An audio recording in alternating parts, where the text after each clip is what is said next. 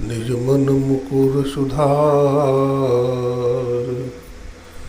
बरनौ रघुवर विमल जसु, जो दायक फल चार। बंदौ गुरुपद कंज, कृपा सिंधु नर रूप हरि। महामोहतम पुंज, जासु वचन विकर निकर। यम ब्रह्मा वरुणेन्द्र रुद्र मरुतः स्तुन्वन्ति दिव्यैस्तवैर्। वेदैः साङ्गपदक्रमोपनिषदैर्गायन्ति यं सामगाः। ध्यानावस्थितद्गतेन मनसा पश्यन्ति यं योगिनो। यस्यान्तं न विदुः सुरासुरगणाः, देवाय तस्मै नमः। ध्यानमूलं गुरुर्मूर्ति, पूजामूलं गुरुपदं, मंत्रमूलं गुरुर्वाक्यं, मोक्षमूलं गुरुकृपा। श्री सद्गुरु महाराज की।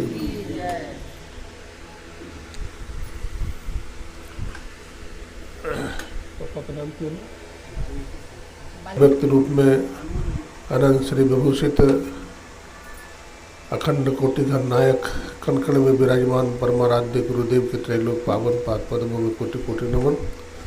गुरुदेव के मस्तिष्क स्वरूप ब्रह्मलीन पूज्यपाद महर्षि संसमी परमहंस जी महाराज, उनके हृदय स्वरूप पूज्यपाद ब्रह्मलीन महर्षि साई स्वामी जी महाराज तथा संत मत के वर्तमानाचार्य महर्षि नंदन जी महाराज के चरणों में कोटि कोटि नमन, कोटि कोटि प्रणाम।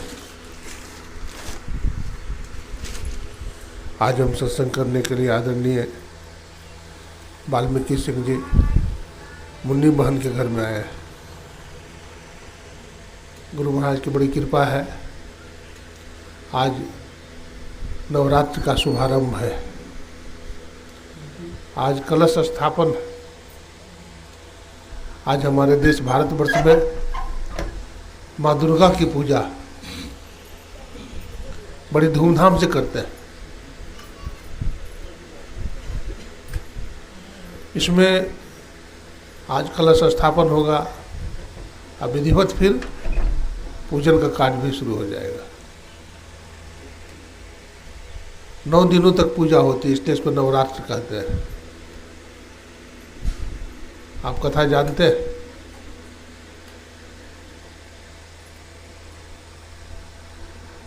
श्री राम और रावण में युद्ध हुआ ना? क्यों? क्योंकि माता जानकी का हरण किया था वो। नारी शक्ति का अपमान था और भगवान राम ने क्या किया? युद्ध किया उसके साथ। समुद्र के पार गए भगवान राम पुल बनाकर। भगवान की बांदी सेना ने पुल बनाया, नल नील के सहयोग से, बांदी सेना के सहयोग से वो पुल बना था।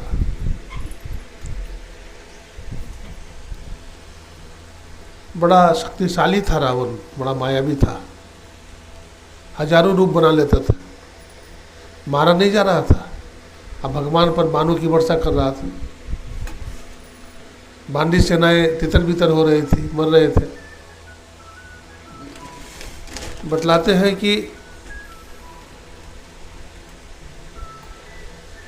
रावण को माँ दुर्गा अपने गोद में बैठाए हुए है। और जब तक माता दुर्गा अपने गोद में बैठाए हुए है रावण को, तब तक राम जी नहीं मार सकते। तो भगवान राम से कहा कि किसी ने कि 100 कमल के फूल से अगर दुर्गा माँ की पूजा किया जाए तो दुर्गा माँ प्रसन्न हो जाएगी, और प्रसन्न हो जाएगी तो रावण को गोद से उतार देगी। तो भगवान राम ने 100 कमल का फूल मंगवाए एक बगीचा से। देखिए माँ दुर्गा क्या करती है, परीक्षा लेने के लिए एक फूल को छिपा लेती है, तो 99 फूल ही बचता है। अब पूजा कैसे हो गई? 100 फूल चाहिए, 99 फूल ही है। तो भगवान श्री राम सोचते हैं कि लोग मुझे कमल नयन कहते हैं, तो हमारा आँख भी कमल के समान है, तो क्यों नहीं अपना आँख ही चढ़ा देते हैं एक फूल के बदले। भगवान राम चाकू निकालते हैं, अपना आँख पर लगाना ही चाहते हैं कि माता दुर्गा प्रसन्न हो जाती है, प्रकट हो जाती है और रावण को गोद से उतार देती है। जब रावण को गोद से उतार देती है तो भगवान राम मार डालते हैं रावण को। देखिए, धर्मो रक्षति रक्षिता, धर्मो हंति हंता। जो धर्म की रक्षा करेगा तो धर्म भी उसकी रक्षा कर देगा, और जो धर्म का परित्याग कर देगा तो धर्म भी उसका साथ छोड़ देता है। रावण ने धर्म कर्म छोड़ दिया तो माँ दुर्गा ने साथ देना छोड़ दिया। माँ दुर्गा ने भगवान राम का साथ दिया, क्योंकि भगवान राम धर्म के अवतार थे।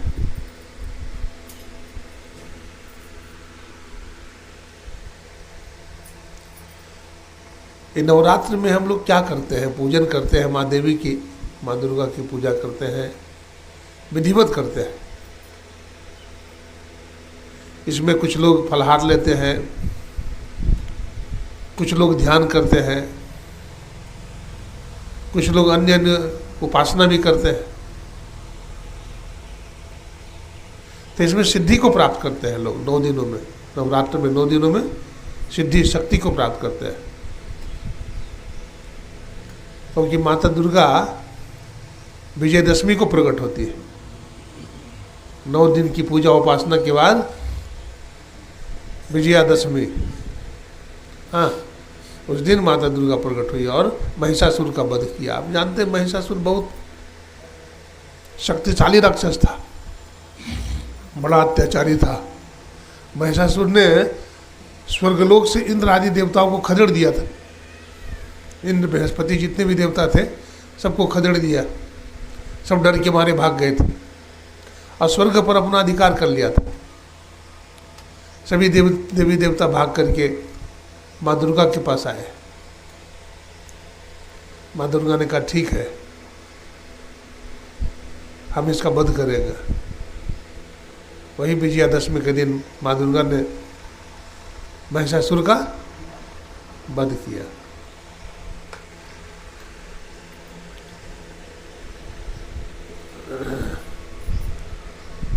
देखिए, रावण के संबंध में कहते हैं कि रावण मर गया है, कुंभकर्ण मर गया, लेकिन मरा नहीं है, अभी भी जिंदा है। तो रावण कुंभकर्ण कौन है? हमारा मन ही रावण है, मरा नहीं है, ये मरने वाला भी नहीं है।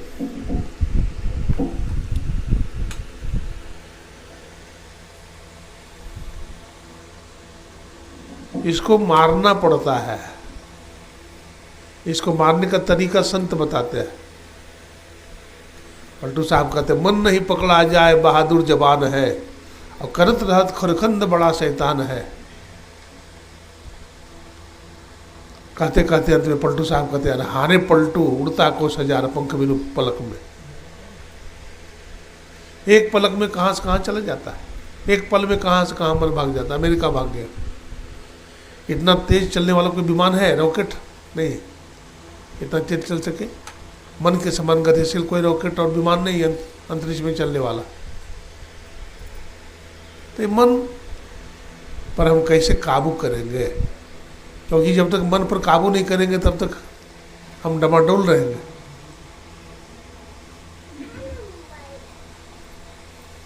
यह मन मा जालिम जोर रे बरजय नहीं माने। मन बड़ा जालिम जोर है, जालिम है, दुष्ट है, हरामी है। कितना हो समझाते हैं, कबीर साहब कहते हैं मानत नहीं मन मोरा साधो, मानत नहीं मन मोरा रे। बार बार तो ही कहीं समझाऊं आ जग में जीवन थोड़ा रे। मानत नहीं मन मोरा साधो, मानत नहीं मन मोरा। कहत कबीर चरण चित राखो, जो सुई भुज डोरा रे। मानत नहीं मन मोरा साधो, मानत नहीं मन मोरा। कबीर साहब बताते हैं अपने चित्त को कहाँ रखो? तो अपने इष्ट के चरणों में रखो। जो सुई बीच डोरारे, जैसे सुई में धागा पिरोते हैं तो मन को एकाग्र करना पड़ता है ना। सुई में धागा इतना आसानी से पिरोया नहीं जाता है, मन को बड़ा एकाग्र करना पड़ता है। ठीक उसी तरह से उस ईश्वर को पाने के लिए मन को बहुत एकाग्र करना पड़ता है।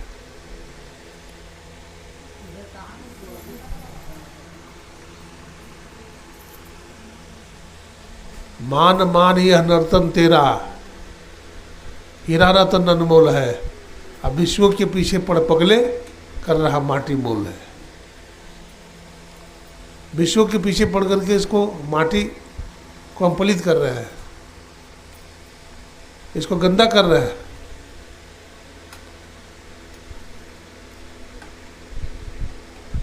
ऋषि मुनि ने इसकी महिमा गाई है। इसका नर्तन की महिमा गाई है। अब वेद पुराण आदि ग्रंथों में इसका लिखा बढ़ाई है। नर्तन की बड़ी महिमा है। इसलिए नर्तन पा करके जो देवताओं को भी दुर्लभ है उसको पा करके विश्व में डबाडोल मत होइए। जैसे मजबूत सवार होता है तो घोड़ा को अपने बस में रखता है ना। अगर कमजोर सवार हो तो उसको उठा के पटक देता है, हाथ पैर टूट जाता है। तो मनोनिग्रह कैसे होगा? हाँ, समत्वम योग उच्यते, समता कीजिए, ध्यान कीजिए, जब कीजिए तब कीजिए तो मन क्या होगा? बस में होगा, मन काबू में हो जाएगा। भजन करने वाला आदमी भजन के रहस्य को जानता है ना। एक बार की बात है, एक राजा ने मकान बनाया तो बहुत सारे राजा महाराजे बहुत सारे लोगों को निमंत्रण दिया, संत महात्मा को भी बुला लिया। एक महात्मा भी आए। तो जहाँ पर सत्संग चल रहा था वहाँ भूकंप आ गया। और जब भूकंप आ गया तो सब लोग कमरा से निकल करके भागने लगे मैदान की तरफ, फील्ड की तरफ। मकान गिर जाएगा। सब लोग भागने लगे, भागे जा रहे हैं, भागे जा रहे हैं। और ये महात्मा जी क्या करते हैं? मैदान की तरफ से वो कमरा में जा रहे हैं। तो कहे महात्मा पागल है, भूकंप आ गया, वो कमरा में जा रहा है, गिरेगा मर जाएगा। अब महात्मा जी जा करके अपनी आसनी पर बैठ जाते हैं और ध्यानस्थ हो जाते हैं। बोला महात्मा तुम्हें को कह रहा हूँ, झकझोर करके कहता है महात्मा तुम्हें कह रहा हूँ, मर जाएगा, मकान गिरेगा, भूकंप आ गया है। बोला हम काहे को मरेगा, तू मरेगा। बोला कैसे कैसे मरेंगे? बोला भूकंप आएगा, मकान गिरेगा, दब करके मर जाएगा तू। बोला हम नहीं मरेंगे। बोला कैसे? बोला हम अंदर में, शरीर के अंदर में घुस जाएंगे, हम नहीं मरेगा, तू मरेगा। अंदर में घुसने की क्रिया संत बताते हैं। सहस कमल दल पार में मन बुद्धि हिराना हो, अब प्राण पुरुष आगे चले सोई करत बाकाना।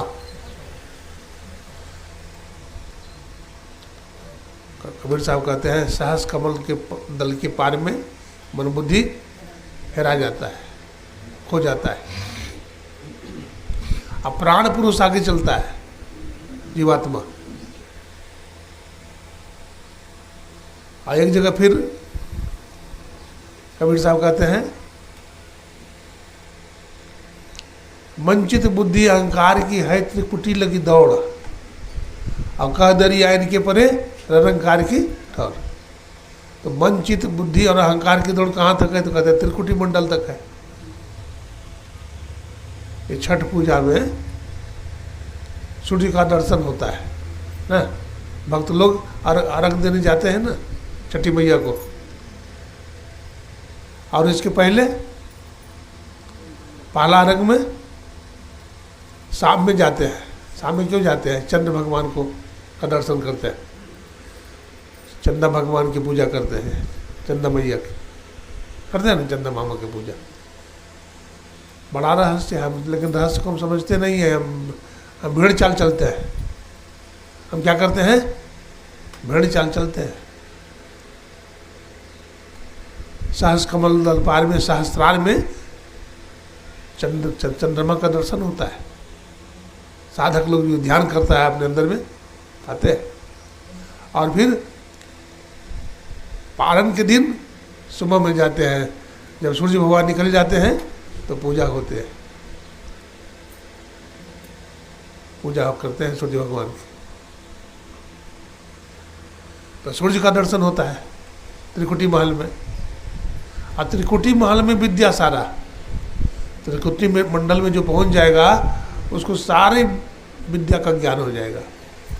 भूत विद्या, नक्षत्र विद्या, प्रेत विद्या, वेद वेदांग, छंद सोरठा, पूरा ज्ञान हो जाएगा उसको।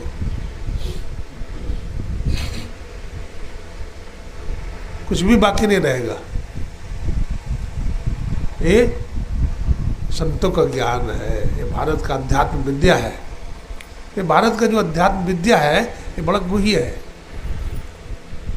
इसकी मर्म जो है, इसकी महिमा संत महात्मा बताते हैं। देखिए, वेद पढ़ना बड़ा कठिन है, वेद उपनिषद के मंत्र बड़े कठिन है, गीता उच्चारण भी नहीं होता है, अर्थ क्या समझेंगे, अर्थ क्या समझेंगे। लेकिन जो संत होते हैं बड़ी आराम से आसानी से हमें समझा देते हैं। वेद रूप गुरु होए की कथा सुना बहु, अब पंडित को धरी रूप की अर्थ बतावे। गुरु वेद रूप है।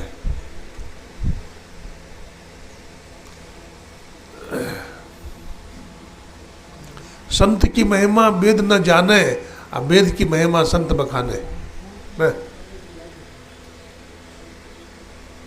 संत की महिमा वेद नहीं जानते, नहीं बताएंगे, लेकिन वेद की महिमा संत बखाने। वेद का ज्ञान, वेद का निचोड़ संत बता देंगे, आसानी से, आराम से समझा बुझा देंगे हमको, हम समझ जाएंगे, हमारा हृदय पटल पर सारा ज्ञान उतर जाएगा।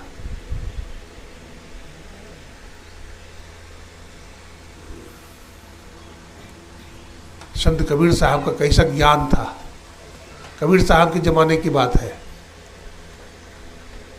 कबीर साहब बड़े ज्ञानी ध्यानी थे, संत थे पहुंचे हुए।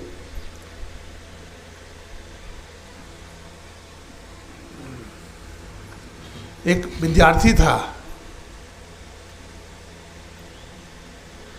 उसका नाम था, उसके माँ ने रखा था सर्वजीत।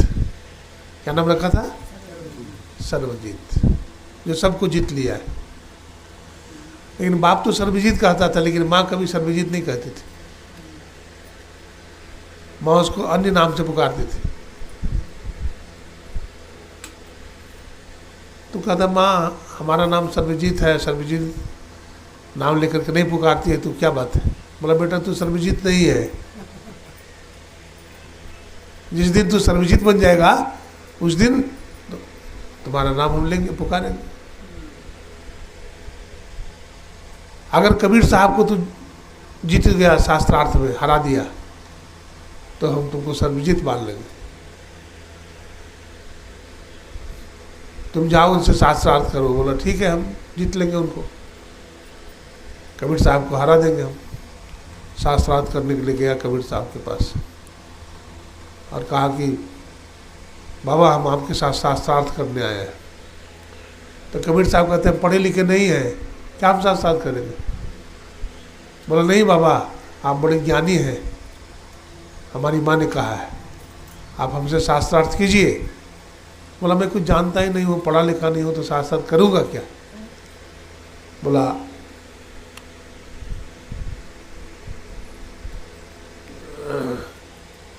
मैं लिख करके दे देता हूँ। क्या? प्रमाण पत्र। क्या लिख करके दे देते? कबीर हार गया, सर्वदास सर्वजीत जीत गया। कागज पर लिख करके दे दिए, और लिख करके दे दिए तो चला गया, खुशी खुशी चला गया कि हमारी विजय हो गई, कबीर तो हार गए। माँ तो इंतजार में थी। बोला बेटा आ गया? बोला जीत लिया कबीर को? बोला हाँ माँ, कबीर को तो हरा दिया मैंने। बोला देखो, कबीर ने लिख करके भी दिया है अपने हाथ से। बोला क्या लिखा? बोला कबीर हार गया और सर्वजीत जीत गया। जब पुर्जा निकालता है तो उसमें क्या लिखा हुआ है? सर्वजीत हार गया, कबीर साहब जीत गए। हाँ, तो बड़ा आश्चर्य हुआ कि अरे ये उल्टा कैसे लिखा गया? तो माँ ने कहा कि बेटा देखो, कबीर को जीतना आसान नहीं है, हराना आसान नहीं है। तो सर्वजीत ने कहा फिर से मैं जाऊंगा। बोले जाओ। फिर जाके चैलेंज कर दिया। फिर कबीर साहब ने कहा भाई बार बार हमको हमारे पास क्यों आता है, हम तो हार गए, हार मान लिया।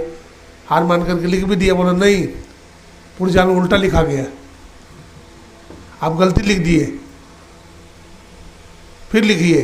तो कबीर साहब फिर लिखते हैं, कबीर हार गया, सर्वजीत जीत गया। फिर लेके जाता है, फिर वहाँ माँ को दिखाता है कि माँ इस बार जीत गया। फिर पर्चा निकालता है तो उसमें फिर वही लिखा हुआ है, कबीर जीत गया, सर्वजीत हार गया। संत को कोई हरा नहीं सकता, हरा सकता है? अनंत ज्ञान है संत को, उस परमात्मा का ज्ञान हो जाता है।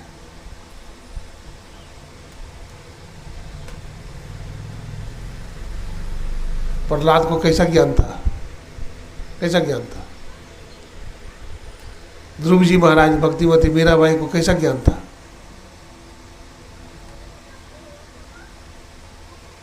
गोस्वामी जी लिखते हैं, हरि व्यापक सर्वत्र समाना, अप्रेम ते प्रकट वही मैं जाना। हरि सर्वव्यापक है। और ऋग्वेद में आया है, सर्वम खलविदम ब्रह्म नेह नानास्ति किंचन एको देवा सर्वभूतेषु गूढ़ा। वो परमात्मा सभी भूत प्राणियों में ऐसे समाया हुआ है जैसे समुद्र में नमक घुला हुआ हो। समुद्र को देखे हैं, समुद्र में नमक घुला रहता है ना। तो ऐसा नहीं है कि बीच से निकालेंगे पानी तो ज़्यादा नमकीन होगा, किनारे से निकालेंगे तो सही होगा, ऐसा नहीं है। एक समान नमक सब में घुला हुआ है। जो संत को साक्षात्कार हो गया, जिस भक्त को ईश्वर का साक्षात्कार हो गया, वो परमात्मा को सब जगह देखते हैं। आप कहेंगे हमको तो दिखता नहीं, आप कहेंगे हमको तो दिखता नहीं। एक उदाहरण देता हूँ, आप पहाड़ पर चढ़ जाइए, पहाड़ की चोटी पर चले जाइए, तो ज़मीन पर जितने भी आदमी हैं सब छोटा छोटा दिखाई पड़ेगा, बिल्कुल छोटा, एक जैसा। तो थोड़े ही ऊंचाई पर गए तो एक जैसा दिखाई पड़ रहा है, अब बहुत ऊंचाई पर चले जाएंगे तो एकदम सब एक ही जैसे दिखाई पड़ा। जे पहुँचे ते कह गए, सबकी एक ही बात, और सबे से आने एक मत, तिनकी एक ही जात। संत महात्मा कोई जाति पाति नहीं होता। ये भेद फैलाने के लिए दुनिया में नहीं आते हैं, दुनिया को समझाने के लिए आते हैं, दुनिया को ज्ञान देते हैं। इसलिए कठिन दुख को सहते हैं संत ना। कष्ट सह करके संत क्या करते हैं? अपने ज्ञान को, परमात्मा के ज्ञान को दुनिया में फैलाते हैं। बहुत कष्ट होता है उनको, बहुत तकलीफ होती है, लेकिन वो हार नहीं मानते। ये परमात्मा का ज्ञान है, गुरु का ज्ञान है, उसको क्या करते हैं? पूरी दुनिया में फैलाते हैं। स्वामी विवेकानंद जी महाराज थे, उनके दो शिष्य थे, एक का नाम विज्ञानानंद था और एक का नाम सुशीलानंद था।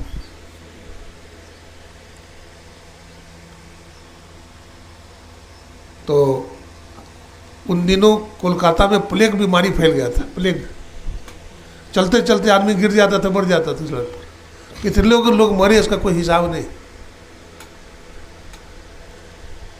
जब बहुत लोग मर गए तो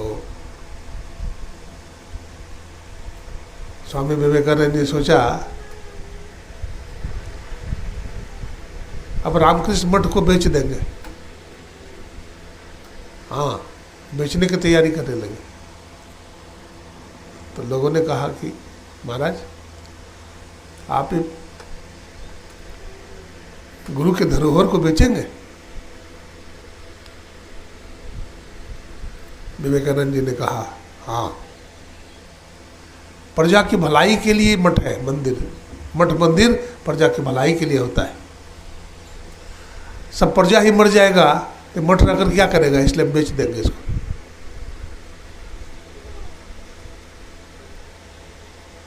अपने दोनों शिष्य को भेजा कि जाओ पब्लिक की सेवा करना। लोग जहां तहां गिर के मर जाते थे, उठा करके पहुंचाता था हॉस्पिटल। तो दोनों शिष्यों ने पूछा, कब तक रहेंगे उधर? बोला, इधर आने की जरूरत नहीं है, सेवा में अपने आप को दफन कर देना। हाँ, और सेवा करते करते दोनों शिष्य अपना प्राण दे दिया।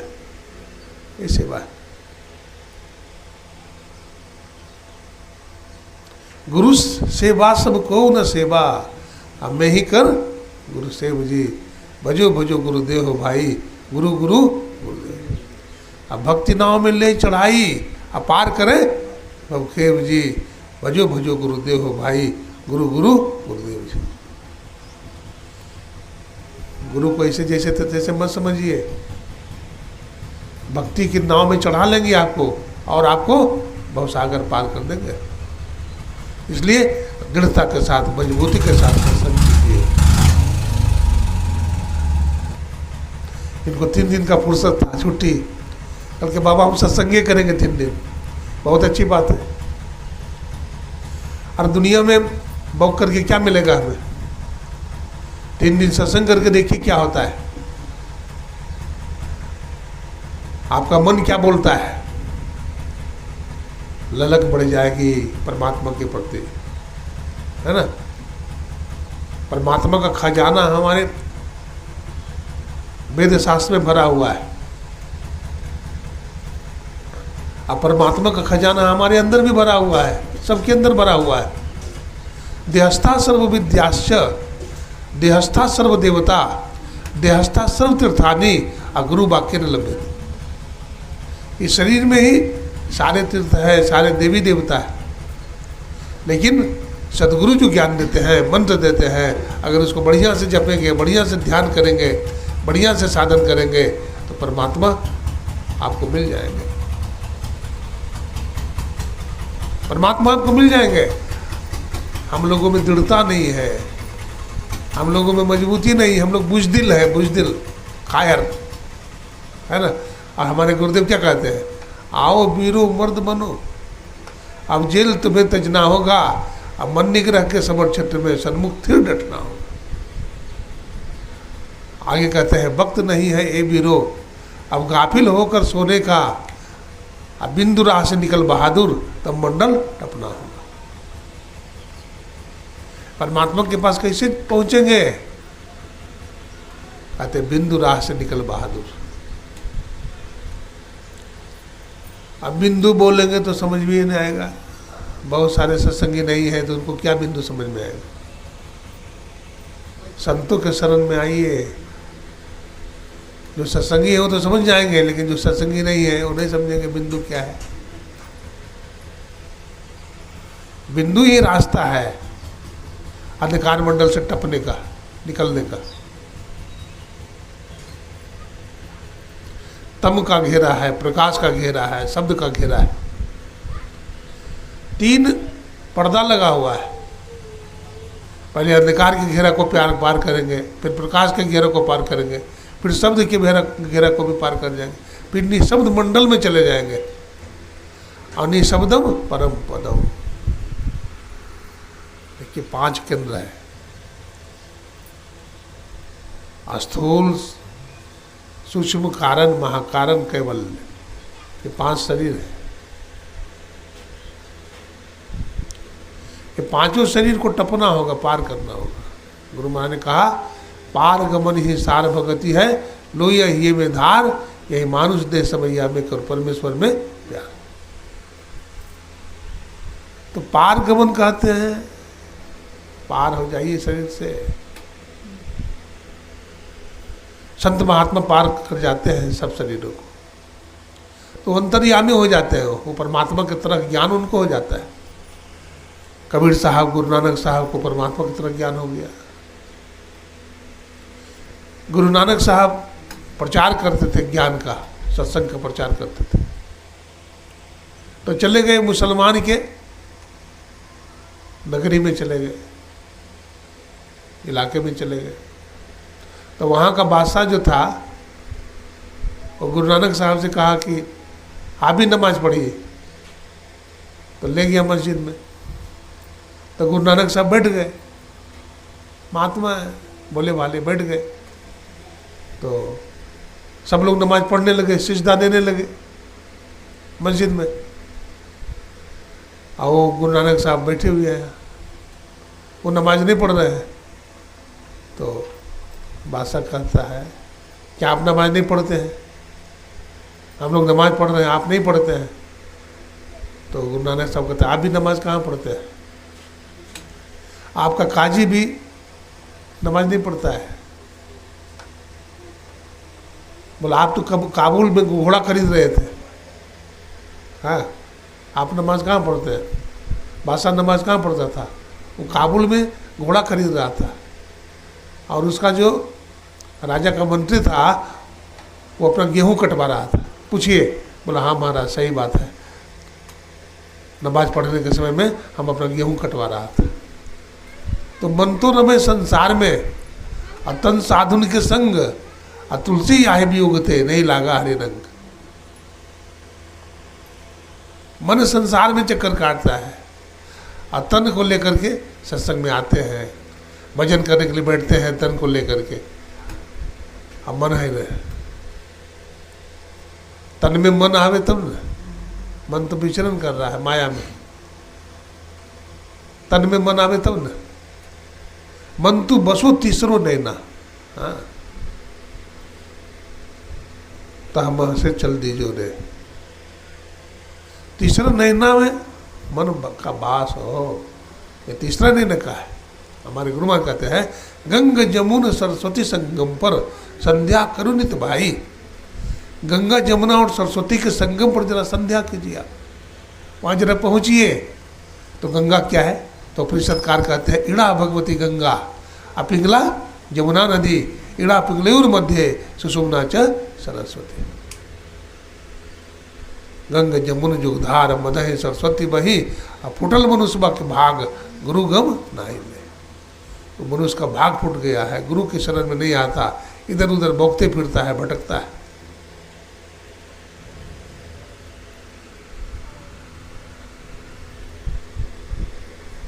हम अंदर में चले,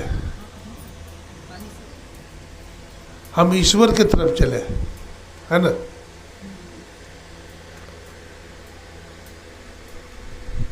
ये तभी संभव है जब हम संत के पास जाएं। जब तक हम संत के पास नहीं जाएंगे तो भौंकते फिरेंगे दुनिया में।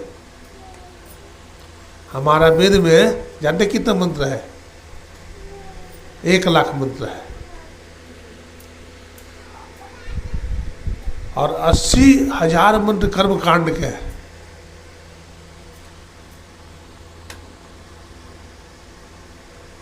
सोलह 16,000 मंत्र उपासना कांड के हैं, और 4,000 मंत्र ज्ञान कांड के हैं, जिस पर आचार्य शंकर, मधुसूदन सरस्वती आदि आदि आचार्यों का भाष्य लिखा हुआ है।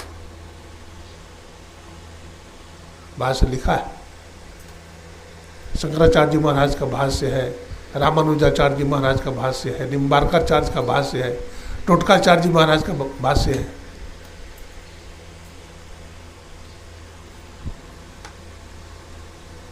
ये भाष्य में विश्लेषण है। भाष्य में क्या है?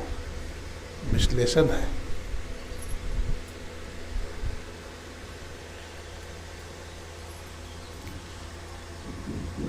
अपने ही देश में हुए मधुसूदन सरस्वती, कौन थे?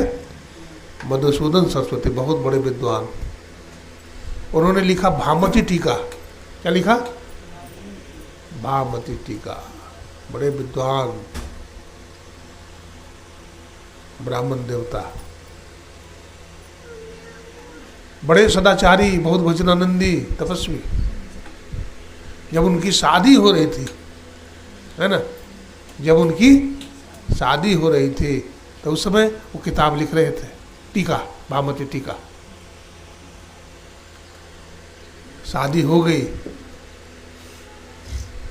और गए अपना घर, और संध्या का समय हो गया, ध्यान का समय हो गया। उनकी धर्मपत्नी बड़ी पतिव्रता नारी, और उनको पतिदेव को बैठने के लिए आसनी दे दिया। हाँ, वो ध्यानस्थ हो गए, ध्यान में चले गए, बहुत समय तक ध्यान में बैठे रहे, और ध्यान से उठते थे तो पुस्तक लिखने में व्यस्त रहते थे, होश नहीं रहता था, बस पुस्तक के पीछे पड़े रहते थे लिखने में। बहुत कठिन पुस्तक, बतलाते हैं पुस्तक लिखते लिखते बहुत समय बीत गया, 40 वर्ष बीत गए। एक दिन उनकी धर्मपत्नी दिया जला रही थी, अंधकार में कैसे लिखेंगे, तो दिया जला करके उनके पास रख रहे थे। दिया जला करके रखे ना, तो चेहरा दिख गया सामने में आई, उनकी धर्मपत्नी दिख गई, बूढ़ी हो गई थी।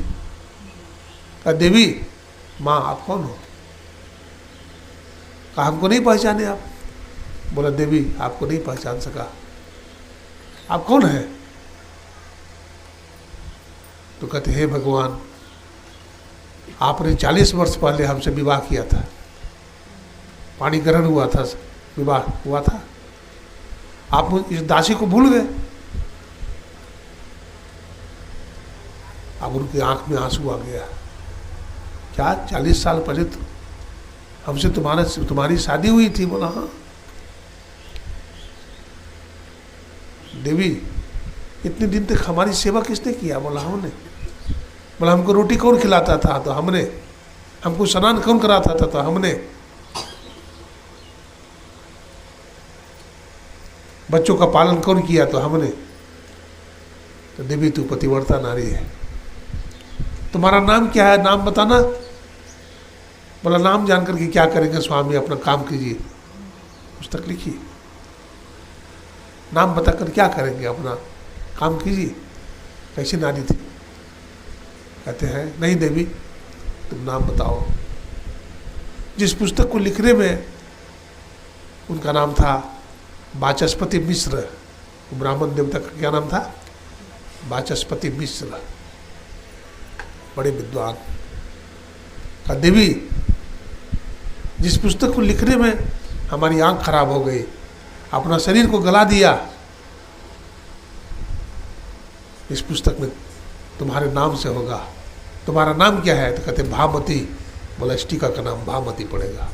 वो टीका का नाम रख दिया भामती टीका, जिसको पढ़ करके विद्वानों के भी दांत खट्टे हो जाते हैं। हमारा देश कैसा था जानते हैं? हमारे देश में कैसे कैसे जति सती पुरुष और पतिव्रता माताएं हुई। सती सांडली, सती सावित्री, माता अनसुईया, जानकी, उर्मिला, बहुत सारे हुए। मांडवी, कीर्ति, सब पतिव्रता नारी थी।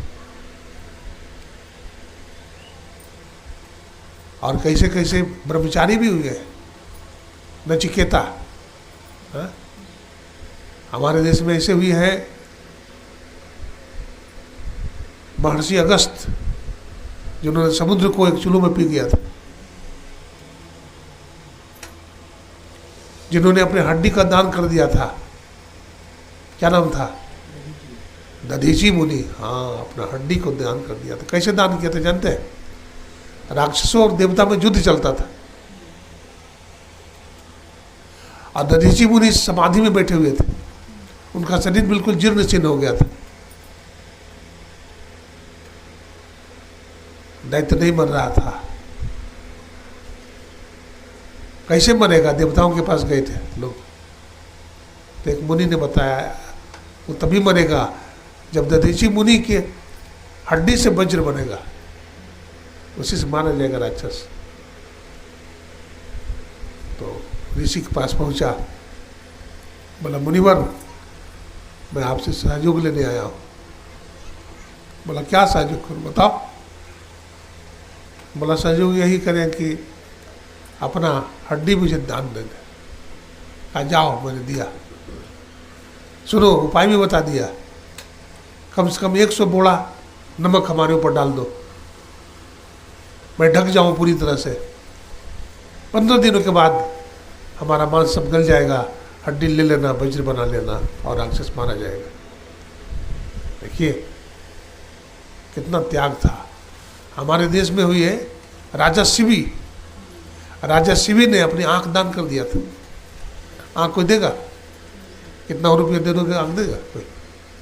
राजा दिलीप ने शेरनी का बच्चा जो भूखा था उसको देख करके दया आ गई और अपना शरीर को पहाड़ पर से गिरा दिया था। ऐसा अपना देश है। बीच में मत आइए, बैठिए, बीच में सब चढ़ावा चढ़ावा मत करिए। श्री सत महाराज की जय। बैठा बैठा बैठे से कुछ मिलेगा। बाबा सूरदास जी महाराज कहते हैं, जादिन तेरे मन पंछी के, जादिन मन पंछी उड़ जाए है। क्या कहते हैं? जादिन मन पंछी उड़ जाए है। मन रूपी पंछी उड़ेगा, उड़ना चाह रहा है। 10 दरवाजा खुला, उड़न को नित उठी चाहता। अब भज लीजिए भगवान, इसी में भला है अपना। भगवान को भज लीजिए, इसी में भला अपना है। बहुत तरह की उपासना में लगिएगा, जंतर मंतर में लगिएगा, कहीं का नहीं रहिएगा। ईश्वर एक है, परमात्मा एक है और उनको प्राप्त करने का रास्ता अपने अंदर में है, कहीं बाहर में नहीं। क्यों भटकता फिर रहा तू ऐ तलाश से यार में, और रास्ता सहरंग में है दिलवर पे जाने के लिए। तुलसी साहब कहते हैं रास्ता कहाँ है? तो सहरंग में है, आज्ञा चक्री, यहाँ दोनों भवों के बीच में जगह। बाबा तुलसी साहब थे। बाबा तुलसी साहब महाराजा थे, कहीं युद्ध में पराजय हो गए थे, तो एक गुफा में बैठ कर ध्यान कर रहे थे। एक किसान का बैल बुला गया था, वो बेचारा बैल ढूंढ रहा था, नहीं मिला बैल, तो बाबा तुलसी साहब के चरणों में जाकर के लोटपोट करने लगा। बोला बाबा, अब लोटपोट जो करने लगा तो उनकी समाधि खुल गई। अब बाबा हमारा बैल खो गया है, पता नहीं कहाँ चला गया है, 3-4 दिन हो गए मिल नहीं रहा है। तो बाबा तुलसी साहब ने कहा यहाँ से 2 किलोमीटर आगे इस पहाड़ी पर ही तुम्हारा बैल चल रहा है, जाओ। 2 किलोमीटर आगे गया पहाड़ी के ऊपर, तो सही में उसका बैल मिल गया। आपको ये आंख मिल जाएगी। सुखमनिया में मोरी नजर लागी, अगल बगल कहो दृष्टि न डोले, और सन्मुख बिंदु पकड़ लागी। सुखमनिया में मोरी नजर लागी। सुखमनिया में नजर लगाइए आप एक आसन से जरा बैठिए।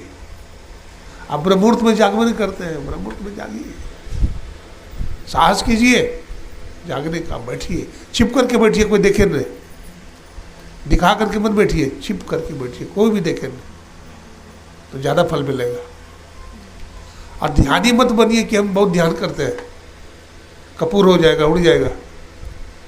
एकदम छिप करके बैठिए, किसी को पता भी नहीं लगे कि ध्यान भी करता है। दिखाना नहीं है, छिपाना है।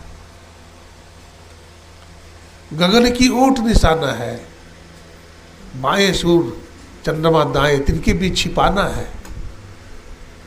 छिपाइए छिपाइए, अपने आप को भी छिपा लीजिए। और गगन की ओट निशाना है।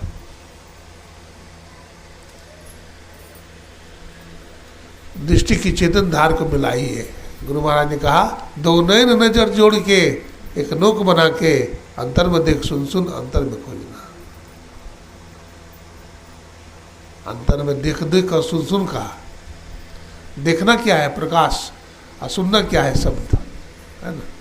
इसलिए अंतर में देख सुन सुन, अंतर में खोजना, अंतर में खोजते रहे। भगवान बुद्ध देखते हैं आंख बंद किए हुए हैं। भगवान महावीर आंख बंद किए, ऐसा ध्यान लगाए कि कपड़ा भी दीमक खा गया उसने, उठे तो कपड़ा ही नहीं है, बाहर ध्यान। हाँ? भगवान महावीर चल दिए, समुद्र पार हो रहे थे स्टीमर से, और स्टीमर खराब हो गया तो पानी पर चलने लगे, जा रहे हैं।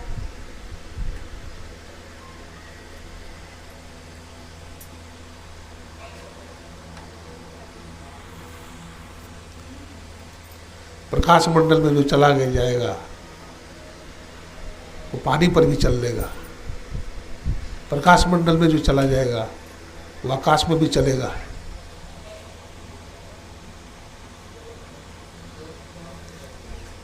प्रकाश मंडल में जो चला जाएगा दूसरे के मन की बात जान जाएगा, प्रकाश मंडल को जो जान लेगा वो सारी सिद्धियों को प्राप्त कर लेगा। अष्ट सिद्धि नव निधि के दाता, असवर दीन ज्ञान की माता। हनुमान जी महाराज सिद्ध थे, 8 प्रकार की रिद्धियां सिद्धियां हनुमान जी महाराज को प्राप्त था। अनिमा, लघिमा, गरिमा, महिमा, ईशित, बसित, ये सब सिद्धि। अनिमा का मतलब शरीर को छोटा बना लेना, गरिमा का मतलब शरीर को बड़ा बना लेना, बहुत तरह की सिद्धि है। किसी को पराजित कर लेना,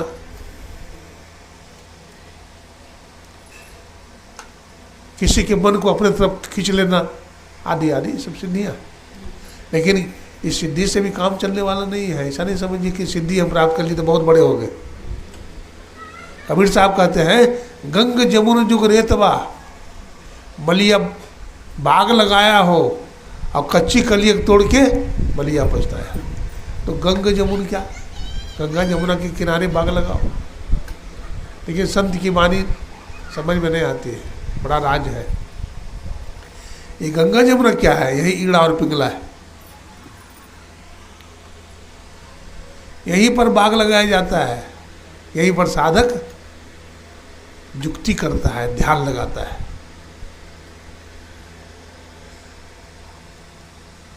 और इसको माया चढ़ जाती है, माया चढ़ जाएगी। एक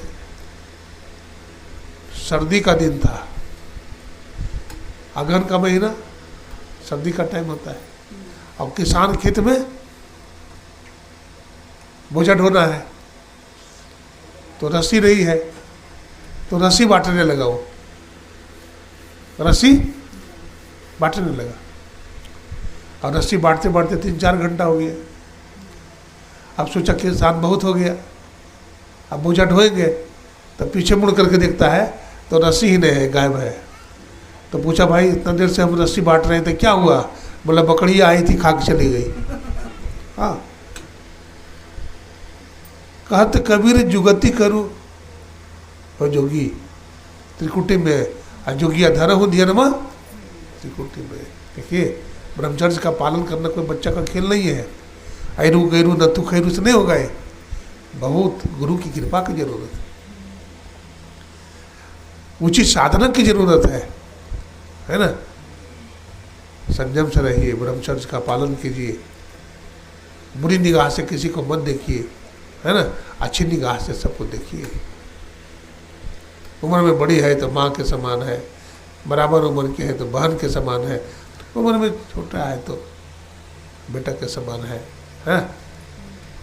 ऐसा दोनों को, नारी हो अथवा पुरुष हो, दोनों को ऐसा ही भाव रखना चाहिए, तब हम ध्यान साधना में आगे बढ़ सकते हैं। आज सत्संग करने के लिए हम आदरणीय वाल्मीकि बाबू सिंह जी और मुन्नी बहन,